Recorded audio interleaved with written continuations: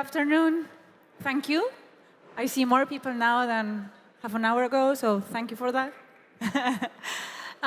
So first of all, thank you for the organization for having me here. Thank you to Matthias. And of course, thank you to Jason, who spent all the day yesterday helping me embed the fonts of my presentation. And thank you as well to all the Spanish-speaking community that has pushed me through to today, proposing me as a speaker. As you know, talking about legal issues in the Bitcoin space is not that popular. Maybe this year it is. MiCA may be one of the reasons. But please let me first introduce myself, because you may not know me.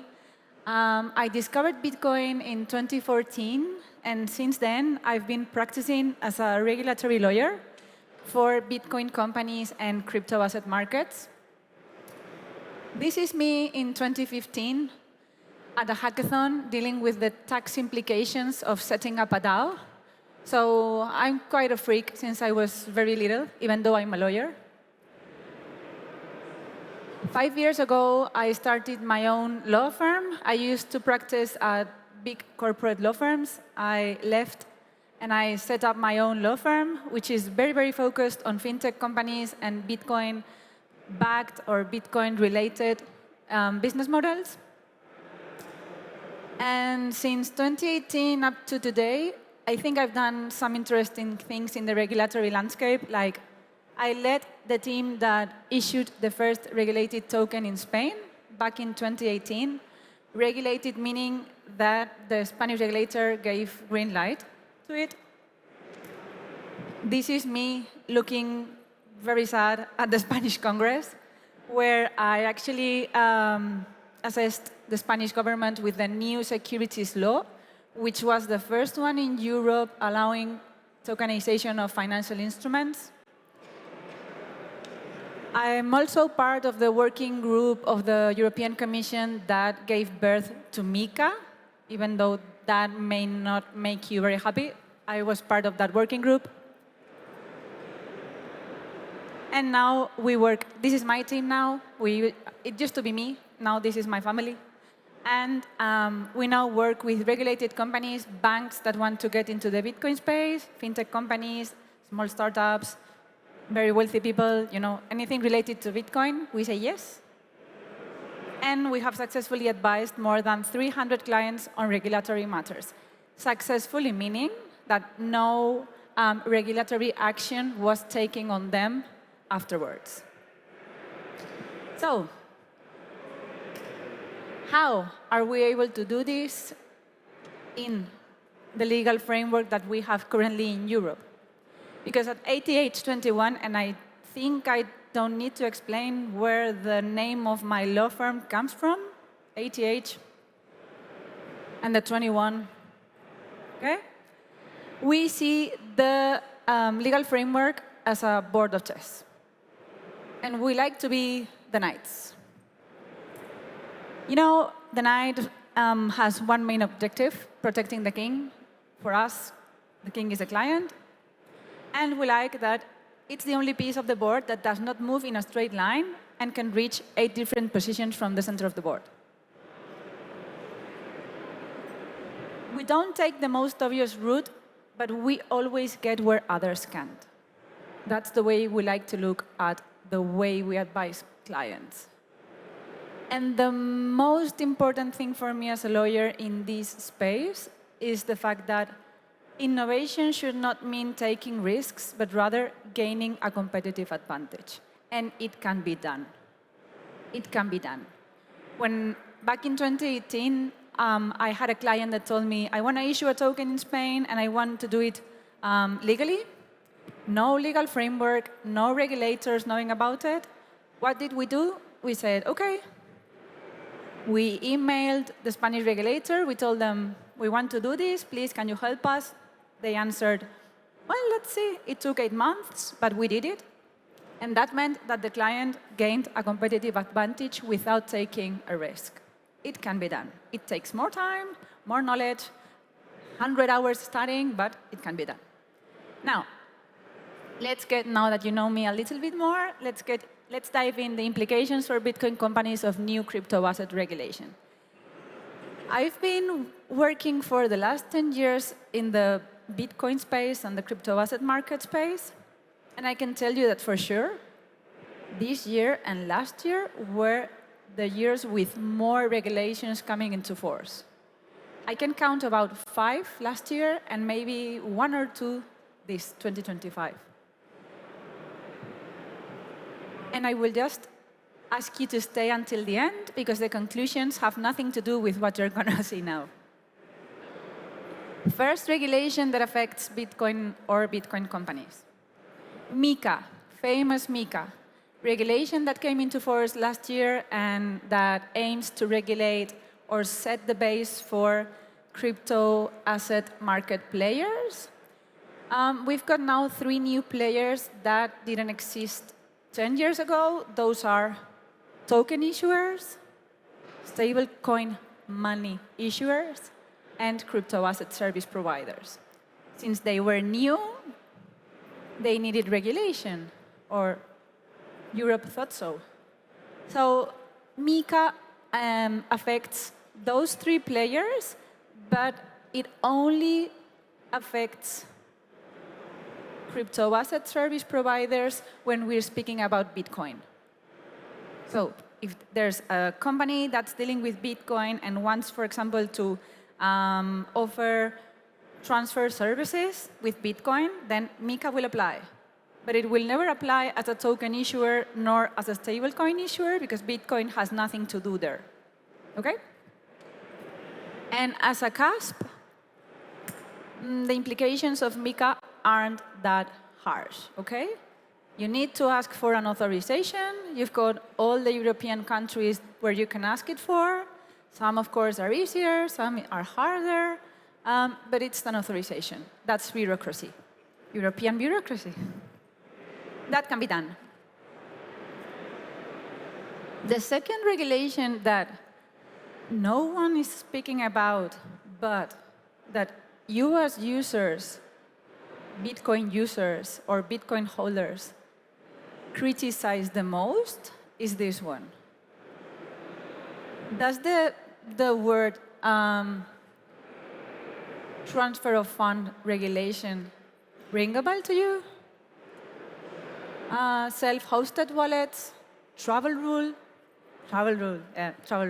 yeah. The most unpopular criteria maybe of the whole regulatory landscape that comes with regulation regarding the information and transfer of funds. It's in the same package as MiCA, but no one speaks about this one, only about travel rule.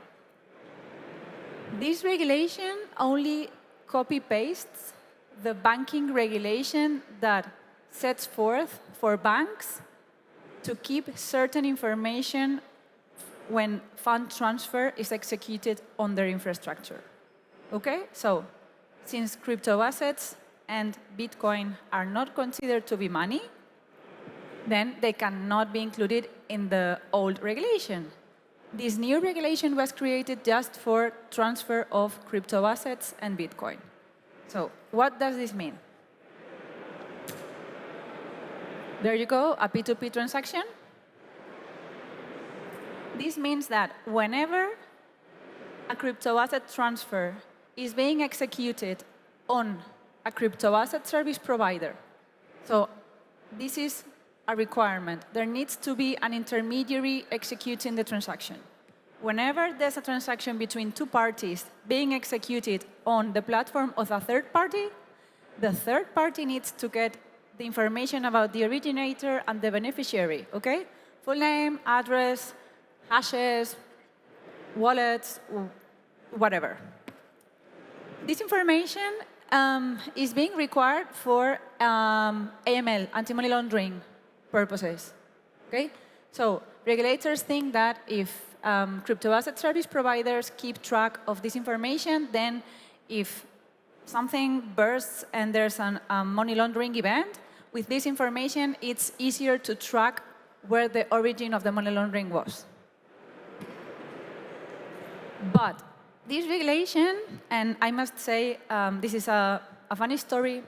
When this regulation was being negotiated, there was one politician that came forth and said, we need to ban private wallets. Ban them. They need to be banished. I don't want them anymore. Which nationality was this politician? Spanish, yeah. Happily enough, there was a group of very active lawyers that sent some allegations there, and this was not considered. So this was not included in the final version of the regulation, and private wallets, self-hosted wallets, whatever you want to call them, they are not only not banished nor prohibited, but they are allowed. What this means is that if there's a cryptoasset transfer or transaction between two parties with no intermediary, okay, no intermediary whatsoever there, those transactions have to comply with no conditions. So no names will be taken there, no records will be kept from that transactions whatsoever. I mean, that's obvious. If there's no intermediary, there's no way of knowing that that transfer was even made, okay? But what happens if the transfer is made between two self-hosted wallets on a third-party platform?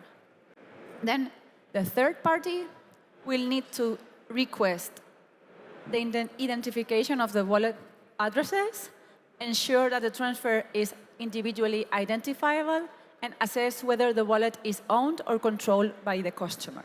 Now, usually, any lawyers here? Any lawyers? Yeah, so you know. The law says one thing, and then practice says another one, okay? So what happened with this regulation when cryptoasset service providers applied it? And I'm sure some of you have experienced this. You've got a self-hosted wallet. You do a transaction on a third-party platform to a third party, and then the exchange asks you, hey, is this self-hosted wallet yours? No, it isn't. Then whose it is? I don't know. I mean, I've purchased on a DEX, whatever, and I don't know who the third party is. What's the practical effect of this regulation today? That almost 99% of users end up saying, yeah, that wallet is mine. Otherwise, you cannot execute the transfer. So if you don't know who the third party is, then you're going to be forced to say that the wallet was yours. Otherwise, no transfer. So that's the super, super adverse effect of this regulation. I've done it myself. I've tried to do a transaction. I think it was Kraken. Is the wallet yours? No, it's not mine. Whose it is? I don't know. Then just say it's yours. OK, no? Now, the critical point came for transfers over 1,000 euros. And if you followed the process of approval of transfer of funds regulation, you may remember that firstly, they proposed to identify and confirm the identification of all hosted wallets transacting. Then they said, let's leave it only for thresholds over 1,000 euros, and that's now how it is. If you transfer over 1,000 euros on a third-party platform, then the platform is forced to confirm your ID. So if you say you're Donald Duck, then the platform needs to confirm that you are Donald Duck, okay? Just for amounts over 1,000 euros. So practical effect of this, a lot of transactions of 900 euros.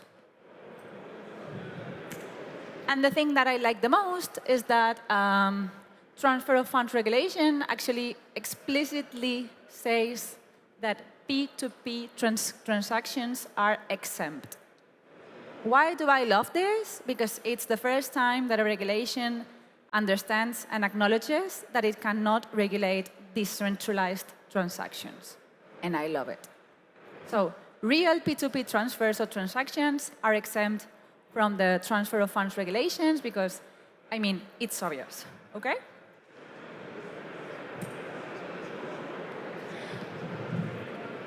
CBDCs. I've got a panel tomorrow at the main stage speaking about CBDCs, but the context. The 3 countries that have already issued their own central bank digital currency, this is the level of adoption that they've had throughout the years. Bahamas, Jamaica, and Nigeria. This is the worrying part. This is the current state of CBDC development throughout the world. If you can read, I'll read for you. 44 are in a pilot stage, and Spain is at that stage. The European Union is at that stage. 20 are under development, 39 under research. Only 2 were canceled, and only 3 are launched. Okay, so numbers are. The future is not looking so funny for money and for citizens, but that's what we have. And of course, I took this from Atlantic Council. Now,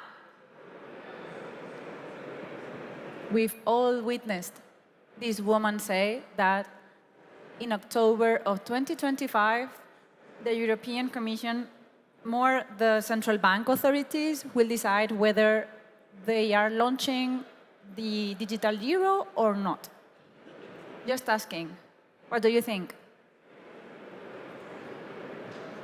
Will they be launching the digital euro? Okay, I think so. Now, every G20 country is exploring their own CBDC, with 19 of them in advanced stages. Of those, 13 countries are already in the pilot stage. Since Russia's invasion of Ukraine and the G7 sanctions response, cross-border wholesale CBDC projects have more than doubled. So geopolitical implications of CBDCs are obvious, and the digital yuan is the largest CBDC pilot in the world, adding it up to 986 billion. Which I mean, it's quite an amount. But the tricky thing here, because my keynote was to speak about implications for Bitcoin, is that the more we have CBDCs in place, the more adoption of self-hosted or auto-custody Bitcoin there seems to be. So I see this correlation, inverse correlation of more CBDCs, more Bitcoin adoption in a private way.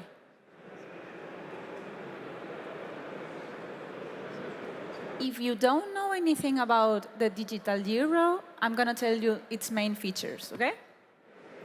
So this is what the European Central Bank is aiming for. We don't have the regulation passed by yet, but what they want is a digital euro to be complementary to cash and bank deposits, to use online and offline.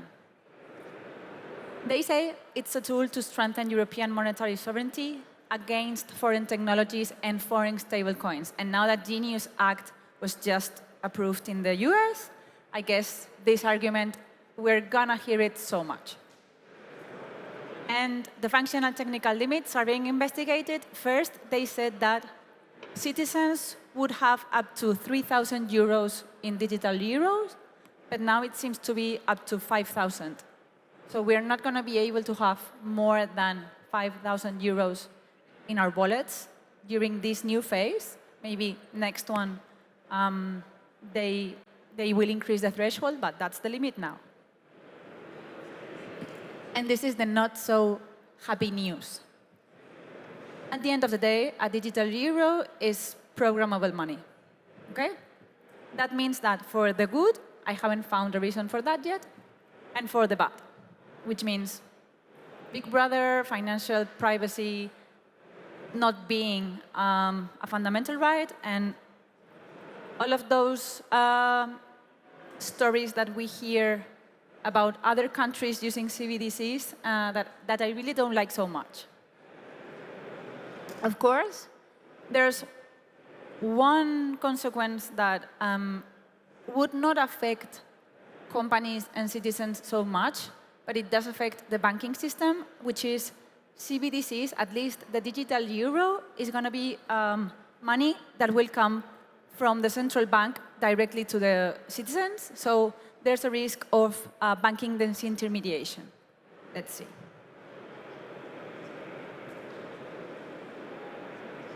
This is the last regulation that I'm going to comment about, which is Bitcoin reserve strategies. If you see this table, you're going to be super surprised. Why are these countries on the list? OK, they are on the list because only the one in yellow has formally approved a legislation to create a Bitcoin strategy reserve. The other ones, why are they there? Because they are stacking sats informally. So they are keeping the Bitcoin that they are seizing from potential criminals, and they are keeping it instead of selling it.